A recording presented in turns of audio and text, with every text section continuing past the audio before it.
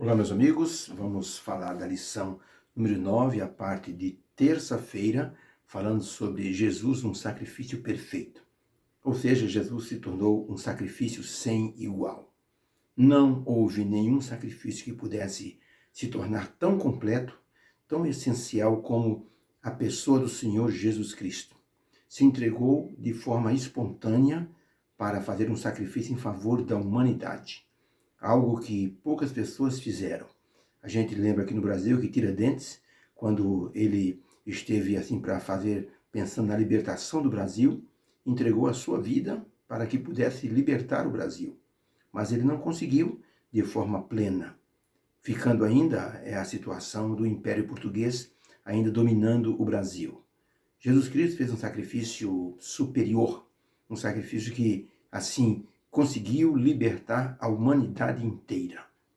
Podemos dizer que sacrifícios, eles são exigidos e poucas pessoas correspondem aos sacrifícios.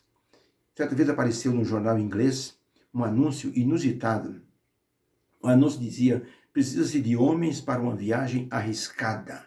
Pequeno salário, frio intenso, longos meses de escuridão, perigo constante e retorno duvidoso.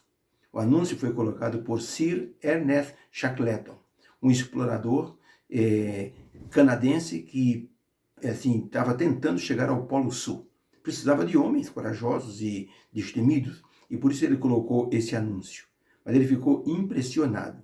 A quantidade de pessoas que vieram foi impressionante. Ele precisava de pelo menos 50 homens. Vieram pelo menos 5.000 homens para as vagas que ele possuía na embarcação dele.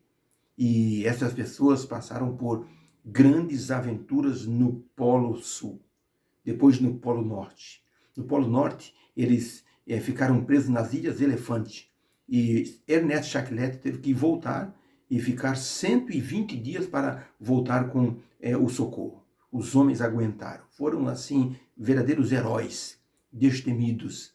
Mas eu posso dizer a vocês que houve um herói maior do que esses homens que se deram ao sacrifício. Quando se fala em sacrifício, sempre existem pessoas dispostas ao sacrifício.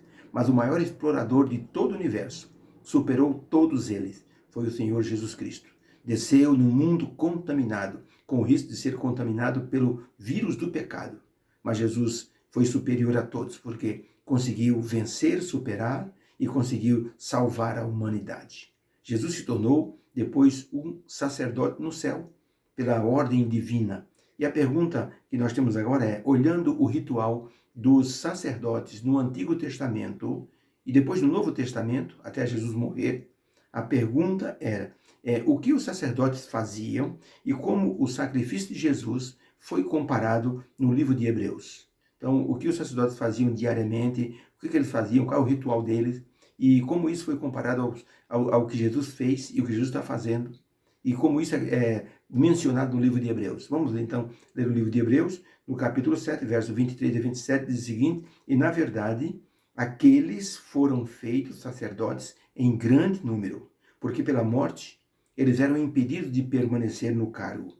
Mas este Jesus permanece eternamente, porque tem um sacerdócio perpétuo. Portanto, pode também salvar perfeitamente os que por ele se chegam a Deus, vivendo sempre para interceder por eles, porque nos convinha ter tal sumo sacerdote, santo, inocente, imaculado, separado dos pecadores e feito mais sublime do que os céus, que não necessitasse, como os sumos sacerdotes, de oferecer cada dia sacrifícios, primeiramente por seus próprios pecados, depois pelos do povo, porque isto ele fez uma vez para sempre. Veja que interessante essa passagem. O apóstolo Paulo dizendo que os sacerdotes no tempo do antigo Israel, e mesmo no tempo dele, os sacerdotes ofereciam um sacrifício por si mesmo, para se limpar dos pecados. E que Jesus não precisou de oferecer sacrifício porque ele era sem pecado, santo. Ele era, assim, maravilhosamente, assim, dedicado a Deus. Vamos ver outra passagem, Hebreus 10, verso 10. Na qual vontade temos sido santificados pela oblação do corpo de Jesus Cristo feito uma só vez. Então, nessa passagem também, o apóstolo Paulo está dizendo que nós fomos santificados por Jesus de uma só vez e para sempre. Hebreus capítulo 9, verso 9, depois do verso 25, diz assim, o que Jesus fez é uma alegoria para o tempo presente, em que se oferece dons e sacrifícios, que, de acordo com o que ele fez, quanto à consciência, não podem aperfeiçoar aquele que faz o serviço. Como sumo sacerdote, que cada ano entrava no santuário com sangue alheio. O apóstolo Paulo está dizendo aqui que os sacerdotes antigos ofereciam sacrifícios tanto diário como sacrifício anual no dia da expiação. E que Jesus não precisou de fazer isso porque se tornou sacerdote para sempre, por causa da sua eternidade e por causa, assim, da santificação que a vida dele obteve nesta terra. Muito bem. Então, para a pergunta, olhando o ritual do sacrifício do santuário, o que os sacerdotes faziam e como isto é mencionado no livro de Hebreus, a resposta, os sacrifícios eram oferecidos diariamente e anualmente, mas o sacrifício de Jesus foi absoluto e oferecido uma só vez, porque foi o sacrifício perfeito e definitivo. Já imaginou se Jesus não tivesse morrido na cruz? Nós hoje teríamos que matar carneirinhos para obter o perdão dos pecados. Graças a Deus que esse tempo terminou. E Jesus Cristo morreu por todos nós de uma vez e para sempre. Então hoje nós nos ajoelhamos, pedimos perdão e temos que andar em novidade de vida, para que o pecado não traga piores consequências para todos nós. O preparo, a santificação é obra de uma vida inteira. A conversão é obra de um momento, feita pelo Espírito Santo, mas a consagração, a santificação é obra de uma vida inteira. Nós estamos a cada dia precisando de Jesus nos representar diante de Deus. Por quê? Porque nós somos pecadores. Nós temos uma natureza, assim, voltada para o pecado.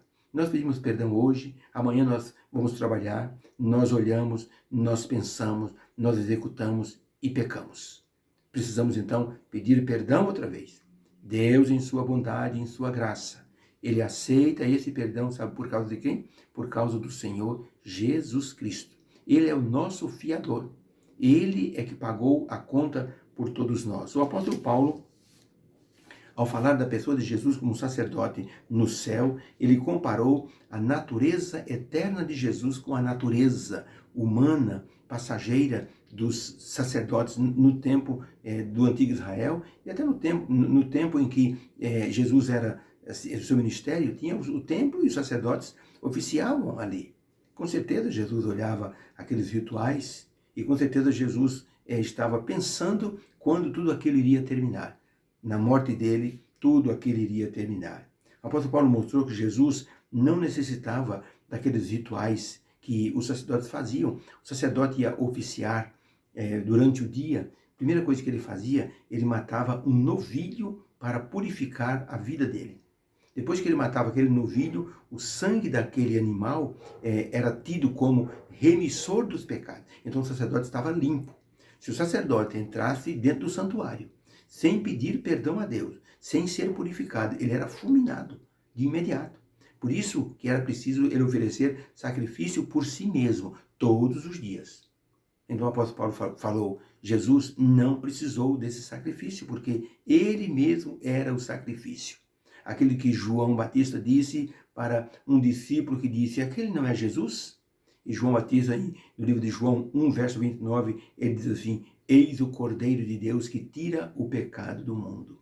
Jesus era o Cordeiro de Deus, era o perfeito sacrifício. Por isso Jesus, ele se deu de uma forma definitiva para morrer por todos nós, como uma garantia de que Deus pode nos perdoar, sempre que nós pedirmos perdão para Ele. Isto é a graça de Deus.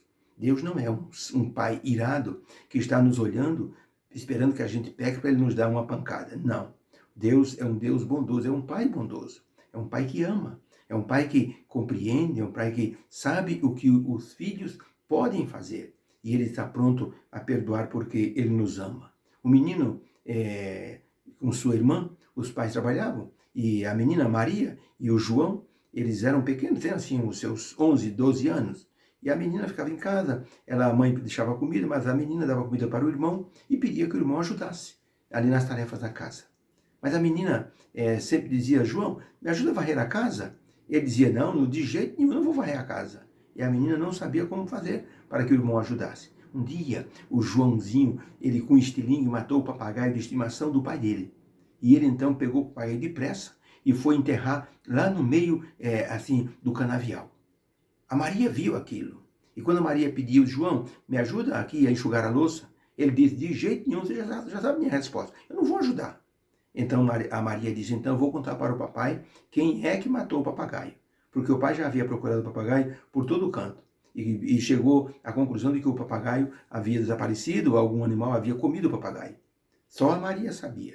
E o Joãozinho disse, não conta para o papai. Eu vou enxugar a louça, vou varrer a casa. E assim, a Maria foi pressionando o Joãozinho toda vez que ela precisava que ele a ajudasse, ela utilizava esse artifício. Até que um dia o Joãozinho não aguentou mais.